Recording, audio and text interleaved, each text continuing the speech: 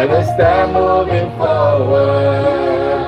Stanbic IBTC. Yep. Moving forward. Business trends beyond the headlines. We have a substantial amount of capital available to invest. Government policies, macro indices, market movement.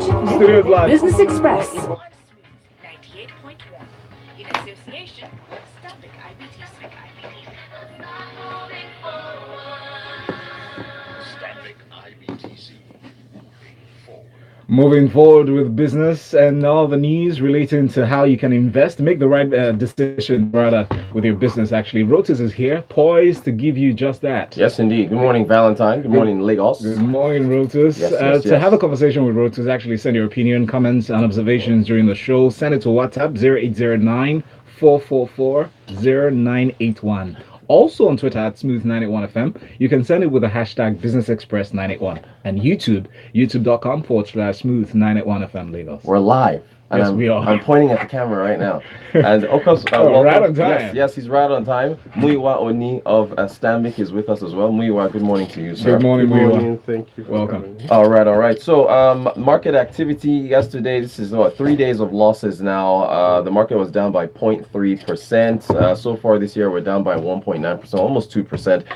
21 stocks gained in value, while 23 lost value. May and Baker was the top gainer. Forte Oil was the top loser. We are at 360 naira to the dollar, so we appreciated just a tidbit there. What are we talking about today? Ease of doing business. So there's a store, I have to give a shout out to the store Adiba, which is they're in VI and I think Lekki. So I have to give props to any store trying to operate 24/7 with all the power challenges we have. Yeah. They were selling some milk, right, that I purchased yesterday. This milk, you know, you're a protein guy now. Yeah. Almond milk. It's almond milk. Oh, Yeah. favorite. Yeah. This thing is going for like 1,000 naira, but they were selling it for about 300 or so. The price was slashed because it was going to be expiring in like the next 2 or 3 weeks. Why is it expiring?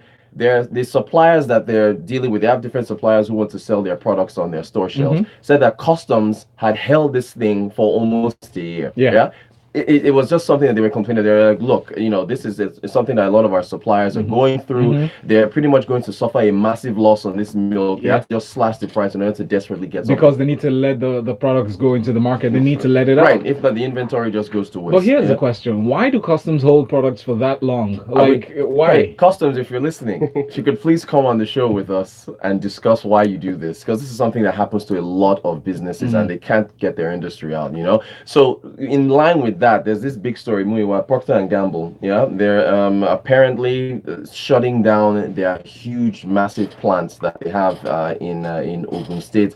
There's a number of reasons, Muyiwa, as to why they're shutting down. We're getting different feeds. Quite mixed. Yeah, what's your take? We're still in line with how tough it is to do business in our beloved Nigeria. It's clearly quite unfortunate, but I think for me as well, like you highlighted, it's a reflection of doing business in emerging markets. So you'd argue that not just in Nigeria, but in the emerging markets in general, doing business can be quite tough. Policy changes clearly have long-term impact on investment. And I think for me, maybe what's a bit more frustrating is that it's an environment where you're still trying to, one, encourage investment, increase jobs, and this story clearly shows a reverse in that direction. Even though, to be fair, there are other success stories about institutions like Tolaram, Kellogg setting up a factory in Lekki Free Trade Zone to produce conflicts in Nigeria. Yeah. So in a way, you wonder what's different, why the experience of P&G, for example, is so different from the others. The others, and well, why. I mean, and so it's really trying to figure out how serious government really is to attract investment. Because on the one hand, you get a sense that a lot of it is more talk than action. In the sense that when it's time for approvals, you're not sure how quickly it is to get things done, and so you might argue that maybe that's part of the frustrations as well. For them, yeah. For Funny thing with Procter & Gamble, Vice President Osibanjo was the one who actually commissioned their plants, which was about a year ago. This thing cost $300 million, which is about 108 billion naira to commission. I mean, they are, with their space, they're in, let's see now, I think they make Pampers for babies and a few other things. I hear the space is really competitive though, and there's like, because Nairametrics actually hopped on this story as well. One, ease of doing business, two, they're saying competition, but I guess it's a myriad of things. So competition as well, maybe also a reflection of the tight consumer, materially reduced purchasing power of the average Nigerian, given inflation, devaluation of the currency as well, and how things have become expensive. So I was having this conversation with my colleagues yesterday as well after this story came out, and I was still saying, thank goodness I've gone past that Pampers stage. Right? We're just showing the cost of Pampers now. And, and my view was back in the days, everything was all important. It's a real demand on the market. Valentine, we haven't reached there yet. So that's the upcoming cost for us down the road. I can tell you firsthand, that would give you cause for worry beyond food. Hey, I've told people, team one child. I've openly told people I'm not having one. I'm not having more than one. That's man. it. I'm not going through worry this solved. Okay, here's a message from Frank early on in the show. Frank said, Rotus, please tweet the name of the store. We need to help them consume that before it expires. Frank, you want them to send me an invoice? I've already I've mentioned the name of the store just once. I'm not mentioning it again. It's like you tweet. Oh, tweet. Okay, okay. I will tweet it. I will tweet it. Thanks. I will tweet it. All right. Okay. Let's talk. I don't know if we can move this on to tourism and FDI. So, the dear president of France, Emmanuel Macron, had a ceremony yesterday. Q&A. He was talking. He opened the new Africa Shrine, right? It's a cultural center in, I believe, it was the Ikoyi. Ambode was there. Femi Kuti, a number of people. He was talking about building bridges between Lagos and France and physical bridges. Well, maybe metaphorical as well. Metaphorical. But how did you see his visit, I guess, and with everything he was trying to promote yesterday? Yeah, so you can argue that it's clearly positive, and I think maybe also a more positive position on investment and trying to attract FDIs, either in tourism or other sectors as well. So the NIPC, that's a National Investment Promotion Commission, they publish quarterly. So quarterly they aggregate investment announcements every quarter, and I think for Q1 the numbers was about 17 billion.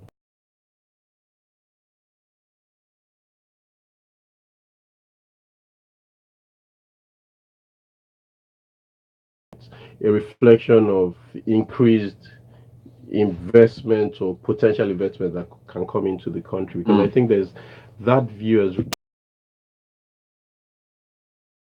FDI to GDP. So compare Nigeria to other environments like Ghana, for example, or Rwanda, where we're much lower. So for Nigeria, I think the last figure for 2016 was about 1.1%. Okay. Whilst the environments like Ghana and Co are around 5%, showing that there's clearly a lag. And so even though in absolute numbers the investment might look material, but if you look compared to the size of GDP, it's not it's showing that there's clearly room for improvement from that front. So this announcement clearly does help support that overall investments drive, and we just hope that in another couple of years you're not seeing stories like Procter & Gamble saying exactly it wasn't working out.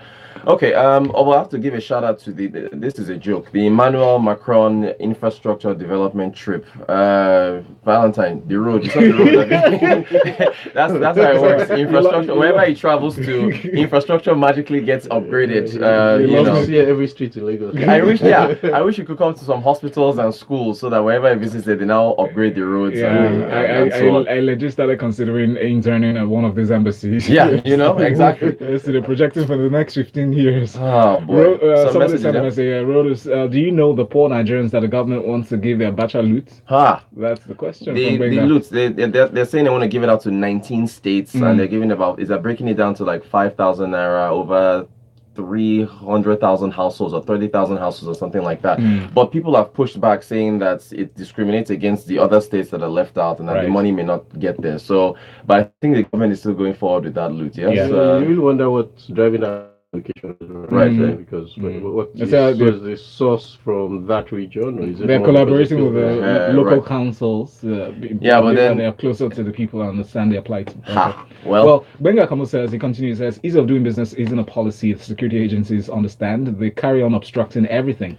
Yeah, that's right. Soji said, Procter & Gamble shutting down Ogun State. Can't stop thinking about the job losses. Worrying news. Yeah, they said about 120 to 150 jobs that are going to be lost at that plant. Yeah. Ike said, Nigerian customs can afford to hold on companies' goods because they epitomize the hollowness of the government's economic policy.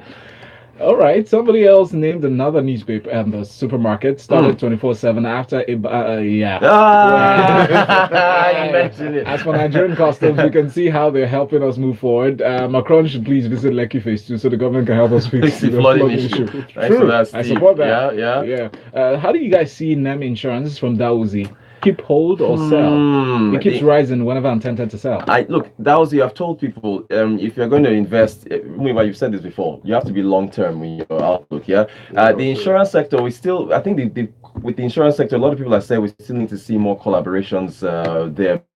Because there's a lot of players, the penetration rate is still not heavy. Yeah, they look like they're behind the curve, obviously. I think there's clearly some move from the regulator as well to consolidate, increase penetration. And so I know, talking to a few foreign institutional investors, there's been far more questions around the insurance sector. Maybe also more because you haven't seen such a strong